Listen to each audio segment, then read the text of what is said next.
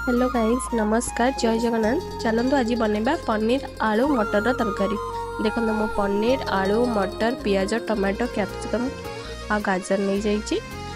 पियाज केमती छोट छोट कर नहीं जाइए। प्रथमे आलू को भाजीदबा तेल गरम हो सारा गोल्डन ब्राउन करके ढांकी भाजीदबा।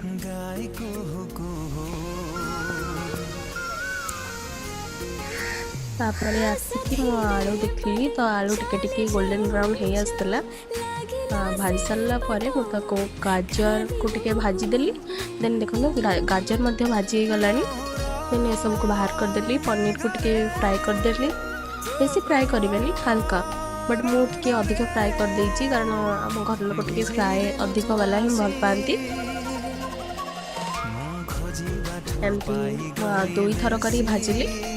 देन तापर टिके सही तेल रे चीनी अलैच दालचीनी काटी और गोलमरीच तेजपत्र ये सब को पकाईदेली। पकाई सारा मु पियाज को पकाईदेली। पियाज टिके ब्राउन हो सारा देखो एमती जमी ब्राउन हो। देन कैप्सिकम पकईदेवी। कैप्सिकम पकई सारा कैप्सिकम टिके भाजिली। देन मु टमाटो पकईदेली।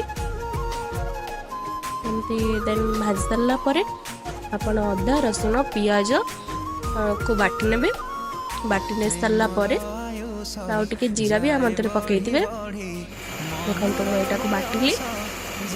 बाटी सारा आप कौन करेंगे ये पेस्ट टी भलसे बाटिदेवे। आप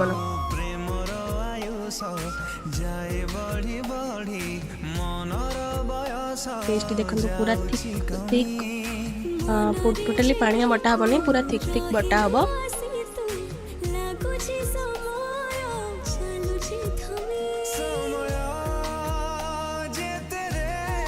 आईटा को आम जो पियाज रसुण पियाज आउ कैप्सिकम टमाटर भाजती पकईदेवा। आउटे मुझे रखीदी काजू चारू मगज आ डालचीनी अलैच आपको बाटीदेली।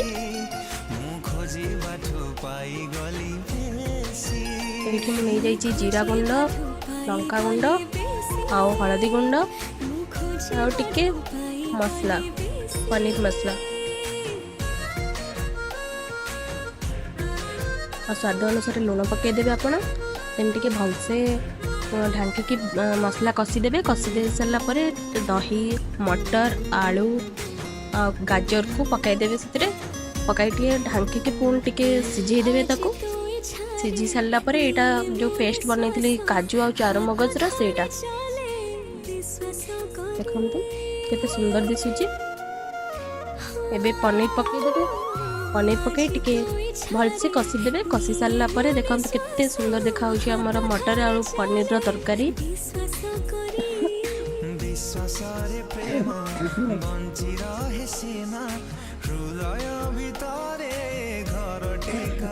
ये गरम मसला पकई देचे कस्तूरी मेथी गोलाई देली। देन ढांकी देली।